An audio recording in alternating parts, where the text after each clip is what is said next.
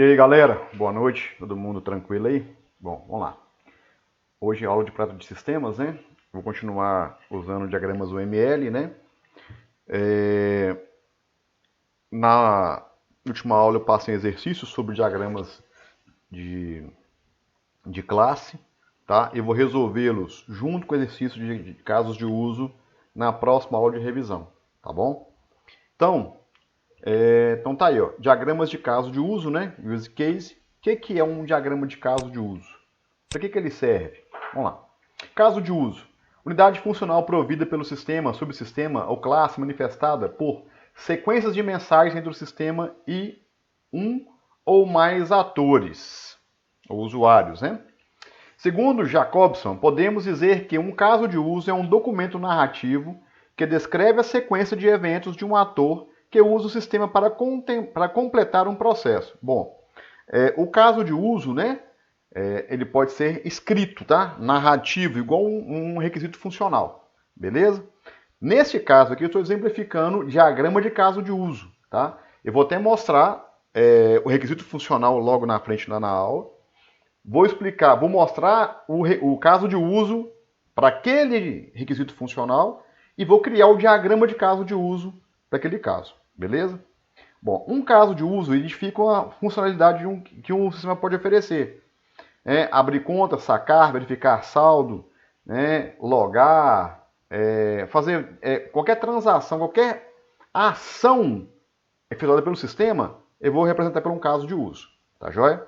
E quando eu tenho vários casos de uso com atores interagindo, né, e assim por diante, eu tenho, no caso, meu diagrama de caso de uso, beleza?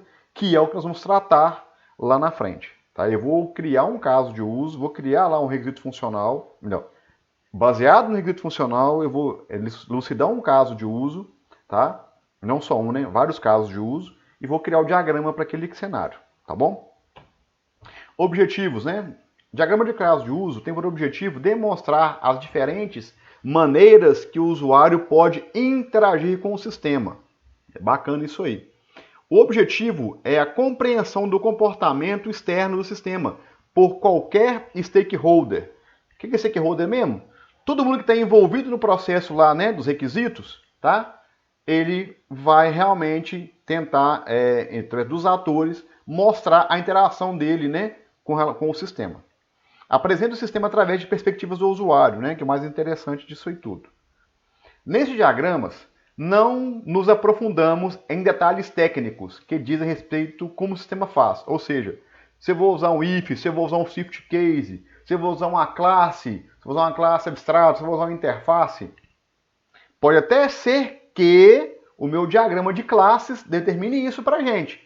Mas o caso de uso, ele é bem genérico, ele é bem flexível, tá bom? Então eu não vou ter detalhes técnicos aqui dentro. Qual lógica de programação, qual técnica de programação, não vem um caso aqui agora, beleza? Em outras palavras, ele descreve as principais funções do sistema e a interação dessas funções com os usuários do mesmo sistema, né? Como que vai ser a troca de mensagens ali dentro, né, do sistema ali para a gente trabalhar com ele. É um documento derivado da especificação de requisitos, né, igual eu falei, que por sua vez não faz parte do ML. Quem não faz parte do ML é os requisitos, né? O documento de requisitos, que é uma coisa à parte da UML. O diagrama de caso de uso, sim, faz parte da UML. Ou seja, aquele documento que nós vimos em aulas anteriores aí, aquele documento de requisitos, né? Com meus objetivos, né? O meu escopo, requisitos funcionais ou não funcionais, isso não é UML não. Eu estou só elucidando melhor, ou seja, eu estou detalhando mais, né, para minha documentação através dos diagramas de caso de uso. Podem ser utilizados como forma de identificar os requisitos para depois escrever o documento de requisitos. É verdade. Posso criar, por exemplo, diagrama de caso de uso, né? Depois eu venho e crio os requisitos funcionais do sistema, né? Eu posso partir de uma ponta ou da outra, o que fica mais fácil para você trabalhar com ele.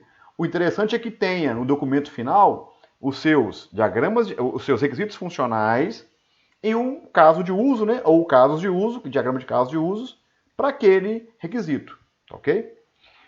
Ele é abstrato, né? É o mais abstrato do ML e assim o mais flexível. Por que é mais abstrato? Porque ele não vai detalhar o que eu vou utilizar tecnicamente, igual eu falei lá em cima? Se vou usar a interface, uma classe abstrata, não vem o caso aqui agora. Ok? Quais os componentes, né, do diagrama de classe de uso? Os atores, né, que executa, né, é quem executa a funcionalidade. Vou explicar depois cada um deles aqui. Exceto o cenário. O que é o cenário? É a sequência de eventos que acontece quando um usuário interage com o sistema, né? O cenário seria, né, o meu ambiente, né, que eu vou criar o meu diagrama. Depois eu mostro para vocês ali na ferramenta que eu fiz o meu diagrama de caso de uso. O caso de uso é uma tarefa ou funcionalidade realizada pelo ator, né, pelo usuário. Né? Depende de quem que é o usuário, né? Depende de quem que é o ator. Ok? Associações ou relacionamentos. Como os atores e os casos de usos se relacionam, né? Se associam. Então vamos lá. Quem são os atores? São quem representam os papéis desempenhados pelo sistema. Esses caras podem ser o quê? Um usuário específico, né? Uma pessoa que interage com o sistema. Um hardware, tá? Ou um software. Beleza? Um hardware, por exemplo. Imagina que estou fazendo um sistema, por exemplo, controlar velocidade, né, dos veículos aí na rodovia, tá? E vou emitir uma multa se o cara ultrapassar a velocidade. Então, o que vai disparar, por exemplo, uma ação, não vai ser uma pessoa, vai ser um sensor de velocidade, que ele verificou a velocidade do veículo, foi maior do que a velocidade que eu especifiquei para ele vai disparar uma ação no meu sistema, tá? Num sistema, por exemplo, aí, que vai aferir a pressão de uma caldeira, que vai verificar a temperatura de um objeto, aí não é uma pessoa, é um hardware que vai fazer uma coisa bem específica, né? Ok? Um outro software que comunica com o seu sistema. Por exemplo, vamos supor que eu trabalho igual no Mercado Livre, tá? Eu não tenho no Mercado Livre a ferramenta que calcula o frete pra gente. É uma ferramenta do correio que faz o cálculo do frete. Então, essa ferramenta do correio, ela pode interagir com o meu software. Então, como que vai isso acontecer? Então, eu vou colocar um ator, né? O sistema meu é um sistema de vendas online pela internet, né? Sistema web lá, vendas online de web. E eu teria, no caso aqui, né, o sistema do correio, né, ou o cálculo do frete do correio, um sistema como um ator, né, à parte que interage com o meu sistema. Ok? O ator é algo, né, é um usuário, software ou hardware, que não faz parte do meu sistema, mas interage com ele em algum momento. Falei que é agora, né? Bom, e como que eu represento o meu ator no meu diagrama de casos de uso? É o homem palito, né? Ou, né, mais papel desenhado. Ou seja, é o homem palito, né, e mais o papel que ele desempenha. No caso aí, cliente, atendente, bibliotecária, leitor, né, customer, assim por diante. Ok? Então, bem claro aqui, ó. Quem que é ator? São usuários, né, são pessoas, são softwares, são hardwares que estão externos ao meu sistema, mas que interagem em algum momento com ele. Ok? Casos de uso. Descrevem a interação entre o sistema e os atores e definem os serviços, tarefas ou funções do sistema. Os nomes indicam ação, né? Verbos. Vão cadastrar uma coisa, né? Sacar um valor, consultar um valor, verificar a disponibilidade, consultar tal coisa. Né? Então sempre vai ser um verbo, de preferência no infinitivo, tá? Não é no gerúndio, fazendo, não. É cadastrar, sacar, é fazer. Ok? E como que eu represento isso no meu diagrama de caso de uso? O caso de uso, ele é representado por uma elipse, né? É uma figura, uma figura geométrica que é um círculo, né? Ou uma circunferência, tá? Em torno de uma palavra que descreve o caso de uso, ou a sua funcionalidade. O exemplo aí, ó. Então eu tenho o caso de uso, né? Que é a minha elipse, estão observando aqui. E tem um nome, né? Ou seja, o que ela desempenha. Então, locar filmes, cadastrar clientes, consultar agendas do filme, tá? Ou seja, são casos de uso do meu sistema. Associações, né? Ou relacionamentos. Eu posso ter associação simples, de inclusão, generalização. Tá ok? Represento as interações entre atores e casos de uso, dois ou mais casos de uso, dois ou mais atores. Então, vamos lá. Então, tem aqui, ó. Quando eu tenho, por exemplo, né? Eu tenho aqui o meu cliente, né? Uma associação simples. Ele interage com a tarefa, né? Com a ação de locar filmes. O meu gerente lá no outro sistema, por exemplo, ele vai fazer o quê? vai emitir relatório de vendas. O que o gerente faz também? Gerenciar usuários. Então, ou seja, eu tenho um ator e ele vai interagir com a ação do meu sistema. Ok? Generalização e especialização. A gente já viu isso lá na disciplina de programação orientada a objetos, quando eu tenho, por exemplo, uma classe abstrata ou uma interface, e eu tenho depois as classes específicas, né? Ou as classes derivadas. O que quer dizer isso aí? Quando dois ou mais casos de uso possuem características semelhantes, né, o caso de uso geral descreve as características compartilhadas. E a especializada, né, define o que é específico, né, daquele caso de uso ou daquele ator. Tá? Então tem aí, ó, tem um caso geral, abrir conta, por exemplo. Tá? Aí eu teria aqui abrir conta especial, abrir conta poupança. Ou seja, ele vai aproveitar aqui, né, o que é de uso geral e aqui vai ter o que? As especificidades aqui dentro. Ok? Inclusão. Isso aqui é bacana. É uma associação, né, de caso de uso com outro caso de uso. Só que essa inclusão ela indica obrigatoriedade, ou seja, sempre que houver um include, né, que é uma setinha tracejada apontando do caso principal para o caso incluído, ele me obriga a executar aquela ação do caso de uso incluído. Ok? Como é que eu represento isso? Uma setinha ligando os dois casos de uso, né? E no caso, o apontamento é para o caso de uso incluído, a setinha tracejada, né? E no meio do tracejado vai ter o quê? Entre maior e menor. Include. Olha o exemplo aqui. Ó. Ou seja, o cliente ele vai sacar, né? O banco vai ter que realizar, né, o saque do dinheiro para o cliente. Só que antes de fazer o saque, após fazer o saque, por exemplo, eu sou obrigado a registrar o movimento do saque, ou seja, eu tenho que ir lá e debitar da minha conta o dinheiro que eu estou sacando. A mesma coisa para o depositar. Eu fiz um depósito, o banco foi lá, né, vai pegar o dinheiro que eu depositei, mas o meu depositar ele vai disparar automaticamente o registro desse movimento lá na minha conta. Ok? O caso de extensão. Ao contrário do include, o caso de extensão ele é um caso opcional. O que é opcional? Eu não vou, eu vou indicar o caso de uso, mas eu só vou executá-lo se certa ação dentro do meu sistema acontecer. Então ele é opcional, beleza? Exemplo, cenários que somente acontecerão em uma situação específica, se uma certa ação foi satisfeita, né? Então aí, nesse caso, eu vou indicar os dois casos de uso, mesmo esqueminha lá do include. Porém, que agora é o contrário. A setinha, ela parte do caso de uso estendido e aponta para o caso de uso principal. E tem a setinha a linha tracejada, e no meio da linha tracejada vai ter o quê? A palavrinha extends, tá ok? Então aqui, representa uma tracejada, porém, a certa parte do caso de uso principal, do uso opcional, e aponta para o principal, né? Ou seja, eu tenho um apontamento do opcional para o que vai ser chamado, que vai verificar se vai chamar ou não o extends. E dentro lá do menor, menor, maior, maior, vai ter o quê? A palavrinha extend, né? Seria isso aqui, ó.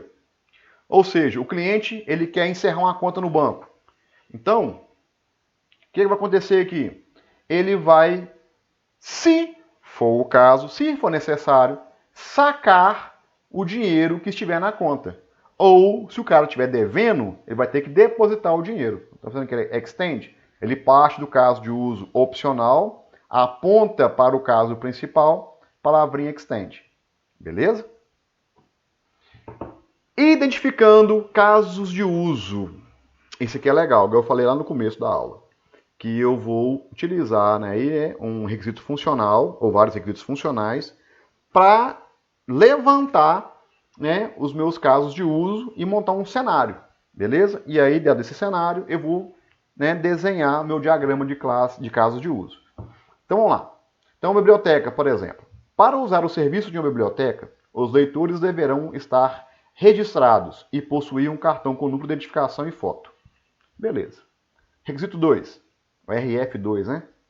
O sistema deve permitir que um leitor apto pegue emprestado um ou mais livros por um período de tempo que varia de uma semana a 6 meses, dependendo do tipo de leitor. Uma semana para estudantes de graduação, 15 dias para estudantes de pós-graduação e 6 meses para docentes. Ok? Então é o requisito funcional, que eu estou especificando aqui. Requisito funcional 3. O leitor estará apto a pegar emprestado livros se não possuir em seu poder livros com data de devolução vencida e desde que o número de livros emprestado não ultrapasse o número máximo permitido, que dependendo do leitor, são 6 livros para estudantes de graduação, 10 livros para estudantes de pós-graduação, 15 para docentes. Né? É o mesmo caso do anterior aqui. Ok? Ó, o sistema deve permitir que o leitor devolva um ou mais livros em seu poder, fazendo com que o livro volte a ficar disponível na biblioteca. Bom, quais são os casos de uso que eu posso identificar nesses 4 requisitos aqui? Eu levantei aqui alguns, né? Antes de levantar os requisitos, quais são os atores desse cenário? O leitor, né? E quem atende o leitor na biblioteca? Seria a bibliotecária, o bibliotecário, né? Ou o próprio atendente, como eu vou chamar ele aqui, de atendente. Beleza? Bom, de acordo com esses requisitos, 2 casos, né? Só dois, né? Eu levantei aqui um monte de casos de uso. Qual que eu levantei? Registrar leitor, emprestar livro, devolver livro, alterar a disponibilidade do livro, verificar tipo de leitor, verificar disponibilidade do livro.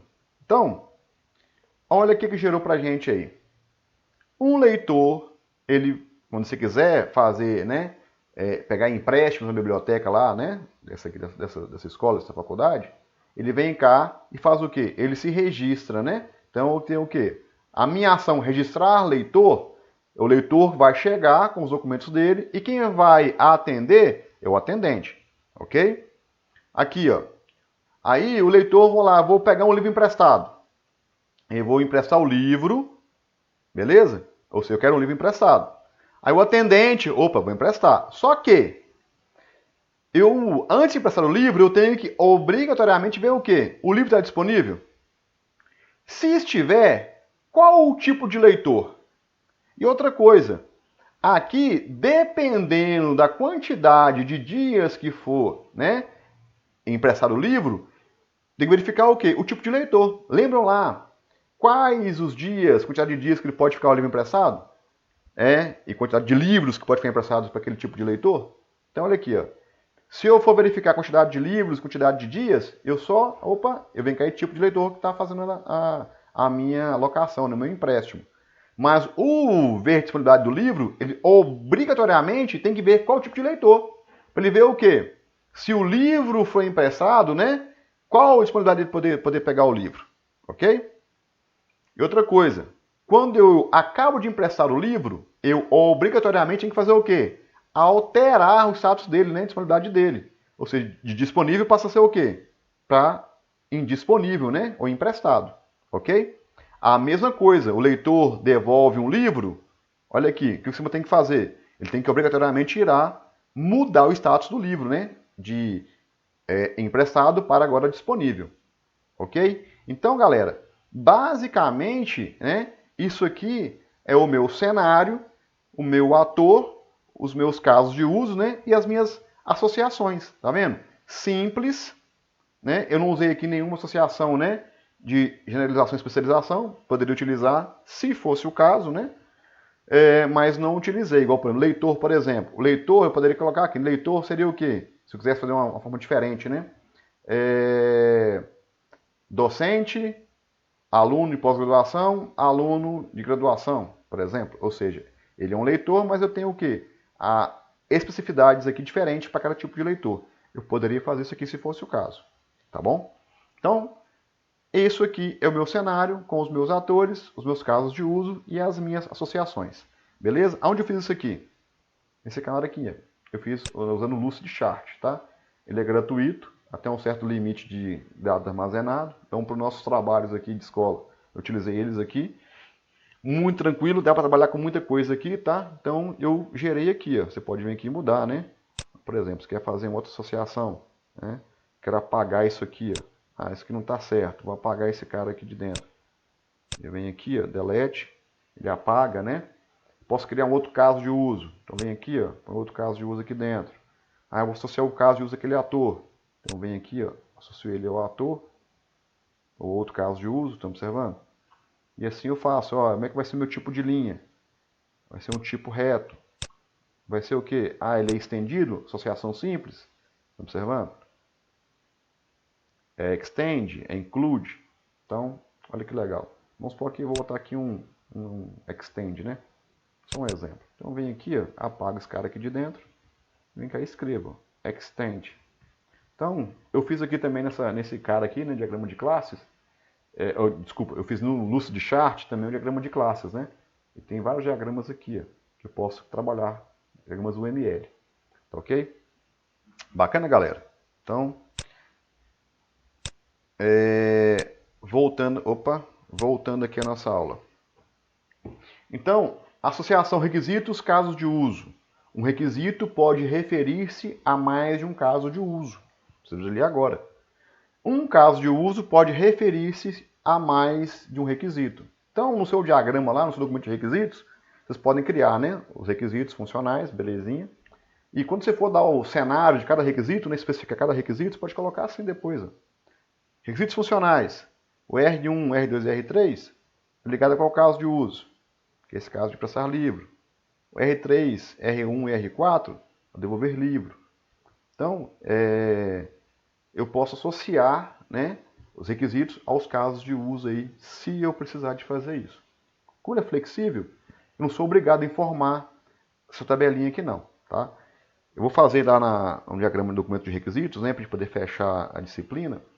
Eu vou pegar o documento de requisitos, vou criar lá o meu diagrama de casos de uso, tá?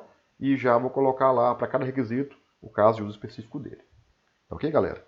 Então, dito isso aí, até a próxima aula e fique com Deus aí. Beleza, galera? E mais, daqui a pouquinho, eu ponho mais exercícios sobre isso aqui para vocês. Se não colocar hoje, eu ponho amanhã. Tá bom? Fique com Deus e até a próxima aí.